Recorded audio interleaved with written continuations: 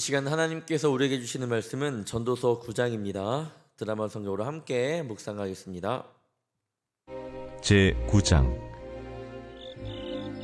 이 모든 것을 내가 마음에 두고 이 모든 것을 살펴본즉 의인들이나 지혜자들이나 그들의 행위나 모두 다 하나님의 손안에 있으니 사랑을 받을런지 미움을 받을런지 사람이 알지 못하는 것은 모두 그들의 미래의 일들임이니라. 모든 사람에게 임하는 그 모든 것이 일반이라. 의인과 악인, 선한 자와 깨끗한 자와 깨끗하지 아니한 자, 제사를 드리는 자와 제사를 드리지 아니하는 자에게 일어나는 일들이 모두 일반이니 선인과 죄인, 맹세하는 자와 맹세하기를 무서워하는 자가 일반이로다. 모든 사람의 결국은 일반이라. 이것은 해 아래에서 행해지는 모든 일 중에 악한 것이니 곧 인생의 마음에는 악이 가득하여 그들의 평생에 미친 마음을 품고 있다가 후에는 죽은 자들에게로 돌아가는 것이라.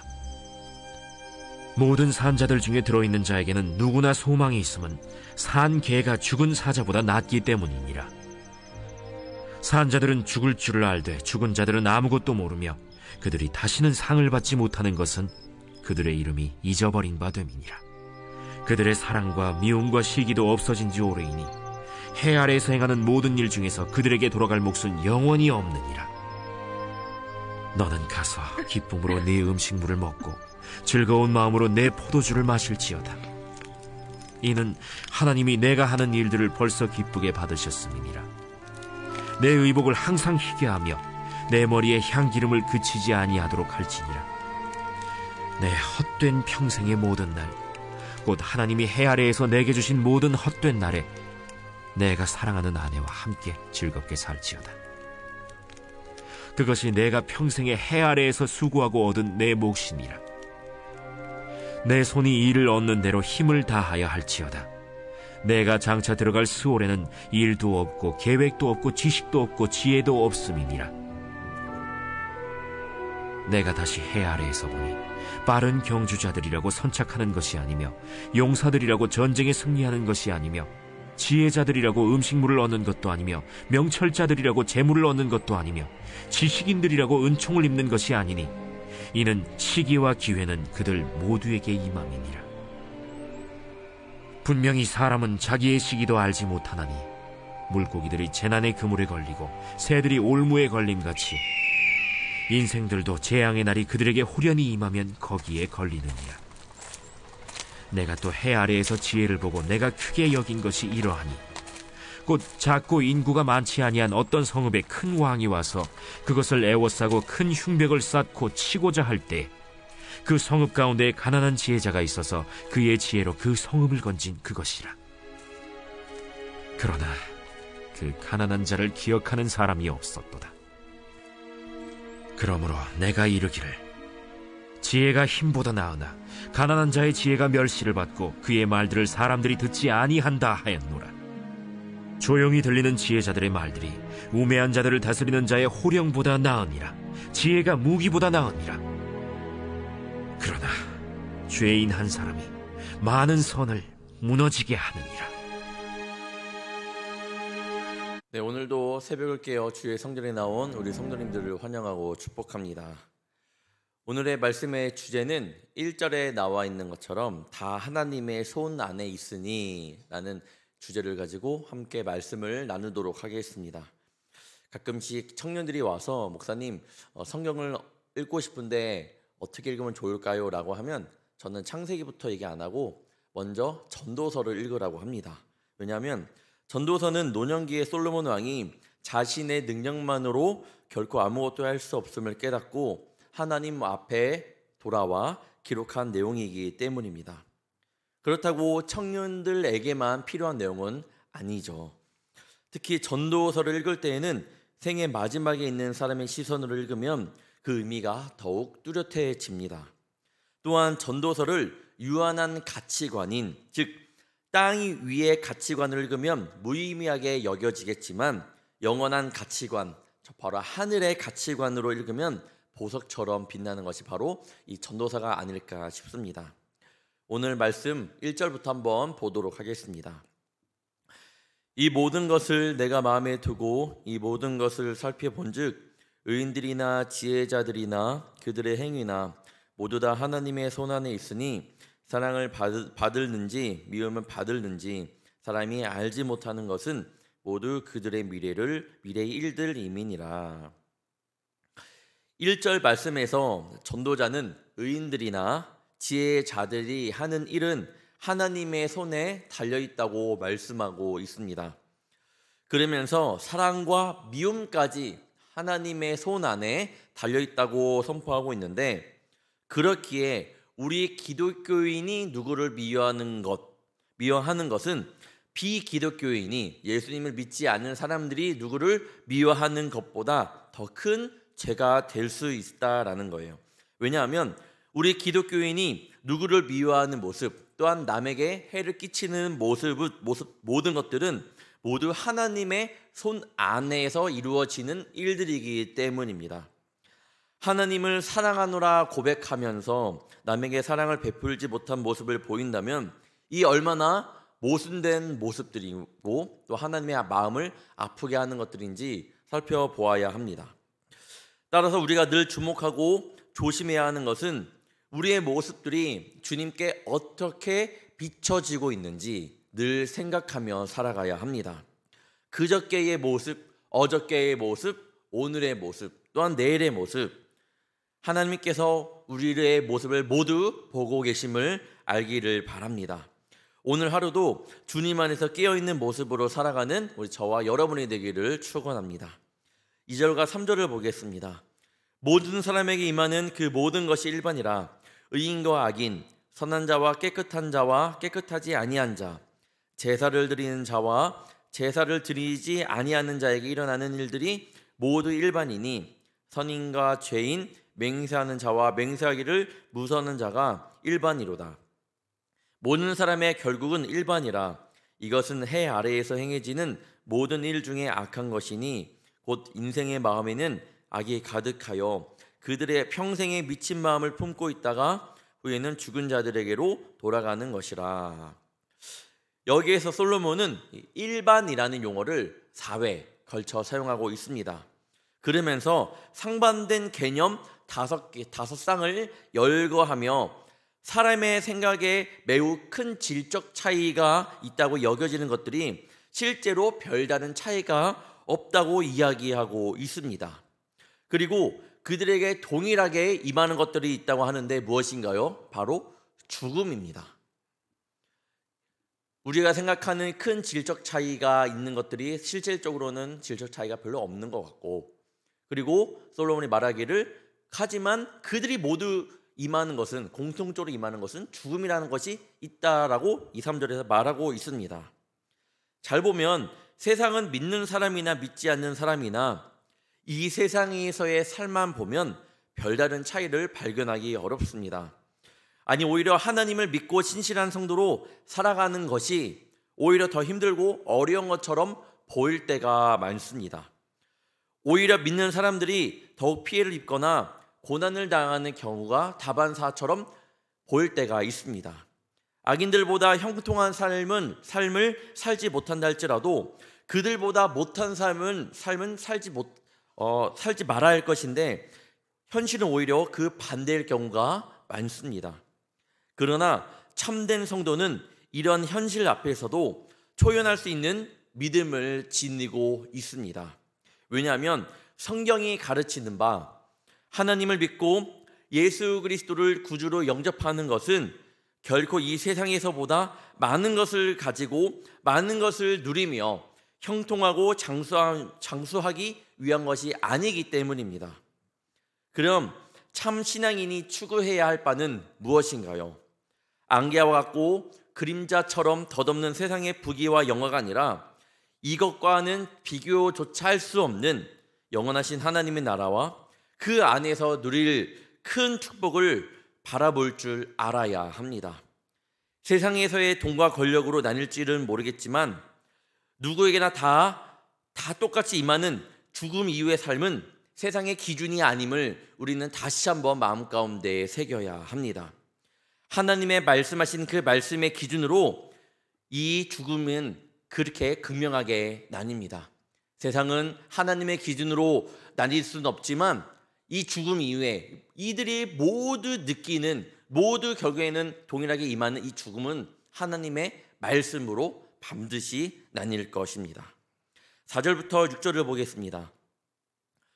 모든 산 자들 중에 들어있는 자에게는 누구나 소망이 있음은 산 개가 죽은 사자보다 낫기 때문이니라. 산 자들은 죽은 줄을 알되 죽은 자들은 아무것도 모르며 그들이 다시는 상을 받지 못하는 것은 그들의 이름이 잊어버린 바 됨이니라. 그들의 사랑과 미움과 시기도 없어진 지 오래이니 해 아래에서 행하는 모든 일 중에서 그들에게 돌아갈 몫은 영원히 없느니라.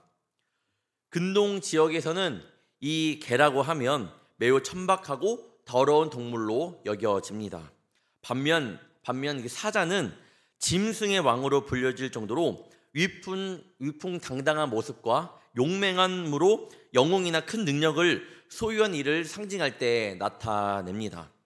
즉 개나 사자, 그들 자체로만 볼 때는 큰 질적 차이가 분명한 건 사실이지만 그들 앞에 살아있다, 죽었다라는 것을 그런 단어를 붙이게 된다면 그 차이가 분명 달라지게 된다라는 겁니다.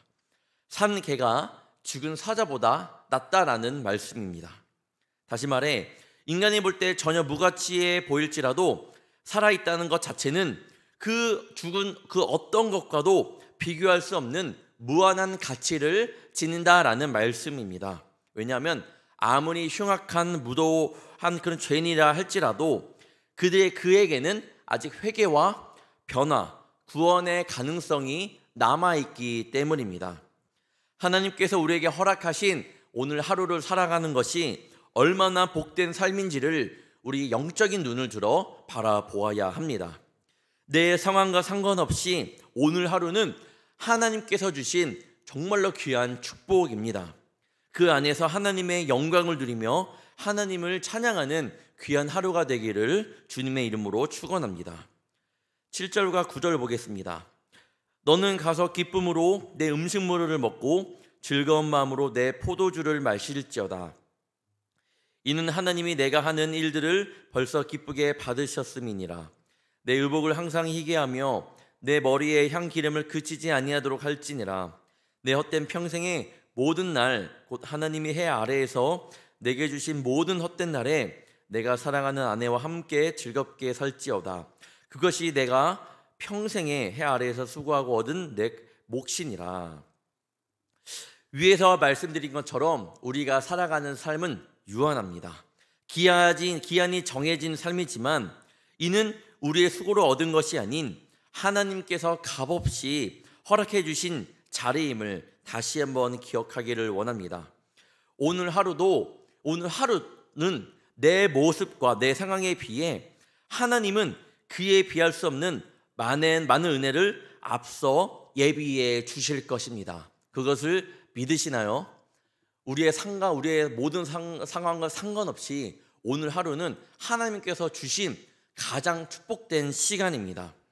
잘 생각해 보면 정말 오늘 하루하루 하나님께서 허락하신 많은 것들을 하고 마음껏 누리며 살아갈 것입니다. 어떤 삶들이 있을까요?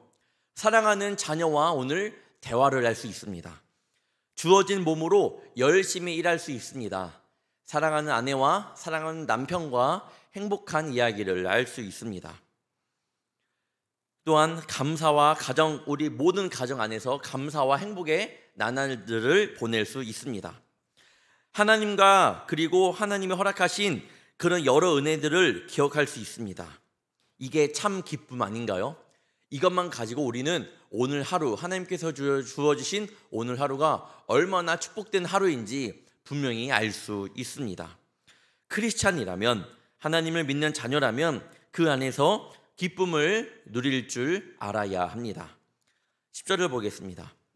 내 손이 이를 얻는 대로 힘을 다하여 할지어다. 내가 장차 들어갈 수월에는 일도 없고 계획도 없고 지식도 없고 지혜도 없음이니라.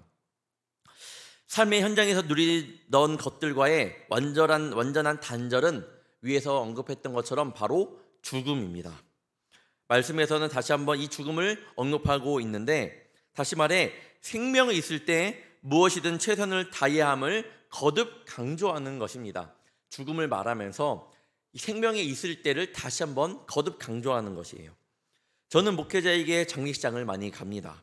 여러분도 장례식장에 가보셨을 텐데 어떤 마음이 드시나요? 장례식장에 가보면 누구나 똑같은 마음이 들 겁니다. 바로 숙연한 마음이죠. 분주했던 일상과 불평에 눌려 살았던 모습을 자연스럽게 돌아보게 됩니다. 소홀히 여겨지고 있었던 이 생명에 대한 감사 또한 다시 한번 생각해 보게 됩니다. 살아있음에 감사함을 느끼며 또한 기도하면서 언제 주님께서 나를 부르실지는 모르겠지만 주어지는 하루하루에 최선을 다하겠다고 다짐하며 살아갑니다. 그것이 하나님께서 우리에게 원하시는 모습이 아닐까 싶습니다. 이어서 11절과 12절입니다. 내가 다시 해 아래에서 보니 빠른 경주자들이라고 선착하는 것이 아니며 용사들이라고 전쟁에 승리하는 것이 아니며 지혜자들이라고 음식물을 얻는 것도 아니며 명철자들이라고 재물을 얻는 것도 아니며 지식인들이라고 은총을 입는 것도 아니니 이는 시기와 기회는 그들 모두에게 임함이니라. 분명히 사람은 자기의 시기도 알지 못하나니 물고기들이 재난의 그물에 걸리고 새들이 올무에 걸림같이 인생들도 재앙의 날이 그들에게 호련히 임하면 거기에 걸리느니라. 11절과 12절의 말씀을 보면서 저는 스포츠가 떠올랐습니다. 왜냐하면 스포츠에서는 정말 뚜렷한 전력과 실력의 차이여도 예상 밖의 결과가 일어나기 때문입니다. 이번에도 여자 월드컵을 열었는데 다들 아시나요? 남자 월드컵만 보시지 말고 여자 월드컵도 조금 관심을 가지면 좋을 것 같습니다. 이번에 한국 팀이 H조에 들어갔는데 콜롬비아와 모로코와 독일과 한국이 한 조가 되었습니다.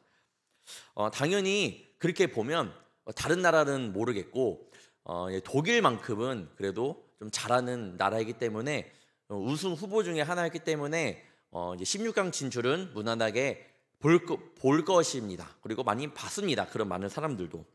그런데 마지막 경기 때 한국과 이 독일이 비기게 됨으로써 이 모로코가 16강에 진출하는 쾌거를 이루게 되었습니다. 그리고 독일은 우승 후보였지만 16강을 들어가지 못했죠. 남들보다 빠른 능력을 가졌다고 해서 말씀처럼 먼저 도착하는 것이 아닙니다. 용맹스러운 사람이라고 해서 반드시 전쟁에서 승리하는 것도 아니죠. 지혜롭다고 총명한다고 해서 반드시 부를 누리는 것도 아닙니다. 유능하다고 해서 반드시 높은 지위를 얻는 것도 아닙니다. 오늘 말씀에서는 우리의 삶을 그렇게 이야기합니다. 수학 공식 같지 않다라는 거예요. 그러면 그런 연약한 존재인 우리들은 어떻게 해야 하나요? 우리는 그래서 우리 자신에게 집중하는 것을 넘어 무한자요 절대자인 하나님께 집중하는 것을 필요하다고 성경은 말씀하고 있습니다. 내 삶을 주님께 맡겨야 합니다. 기도의 자리에 서야 하고 그래서 하나님께 묻고 답을 찾아야 합니다. 분명히 내 기도를 들어주시는 주님을 의지하며 오늘도 주님께 진실되이 나아가는 저와 여러분이 되기를 바랍니다. 내 생각과 내 명철과 내 경험과 내 의지를 의지하는 것이 아니라 하나님께 물으며 나아갑니다. 왜냐하면 우리 인생은 수학 공식 같지 않거든요. 그래서 우리는 하나님이 필요합니다. 13절과 16절을 보겠습니다. 내가 또 해 아래에서 지혜를 보고 내가 크게 여긴 것이 이러하니 곧 작고 인구가 많지 아니한 어떤 성읍에 큰 왕이 와서 그것을 에워싸고 큰 흉벽을 쌓고 치고자 할 때에 그 성읍 가운데에 가난한 지혜자가 있어서 그의 지혜로 그 성읍을 건진 그것이라. 그러나 그 가난한 자를 기억하는 사람이 없었도다. 그러므로 내가 이르기를 지혜가 힘보다 나으나 가난한 자의 지혜가 멸시를 받고 그의 말들을 사람들이 듣지 아니한다 하였노라. 아주 짧은 이야기 속에 많은 메시지가 들어가 있습니다. 이 말씀을 통해 지혜자가 얼마나 중요한지 말씀하고 있는데 큰 군대 앞에서 작은 성읍을 구한 것은 칼과 방패가 아닌 초라한 행색이었을 것으로 짐작되는 가난한 지혜자의 지혜였다라고 성경은 말씀합니다. 그로 인해 구원을 얻었기에 당연히 그 가난한 지혜자에게 감사와 존경을 드림이 마땅하지만, 그럼에도 작은 성읍의 사람들은 초라한 행색을 지닌 그 가난한 사람을 무시했다라고 성경은 말씀합니다. 무엇을 말하는 건가요? 그 작은 성읍의 기준은 바로 세상의 기준이었고 사람들의 생각이 우선이었기 때문에 그 작은 성읍이 우를 범하고 있다라는 거예요. 과연 솔로몬 때만 그런 걸까요? 돈이면 뭐든 다 되고 돈이면 모든 존경과 부러움을 받고 있는 이 시대와 많이 닮아 있다고 느껴지지 않나요? 크리스찬들은 이 문제를 곰곰이 생각해 보아야 합니다. 오늘 하루 살아가면서 이 문제를 한번 곰곰이 생각해 보고 말씀을 또 다시 한번 묵상해 보는 시간을 갖기를 바랍니다. 마지막 17절과 18절입니다. 조용히 들리는 지혜자들의 말들이 우매한 자들을 다스리는 자의 호령보다 나으니라. 지혜가 무기보다 나으니라. 그러나 죄인 한 사람이 많은 선을 무너지게 하느니라. 세상에서 많은 권세, 큰 영향력을 가진 이의 말보다 우선해야 할 것이 무엇인지 한번 살펴보아야 합니다.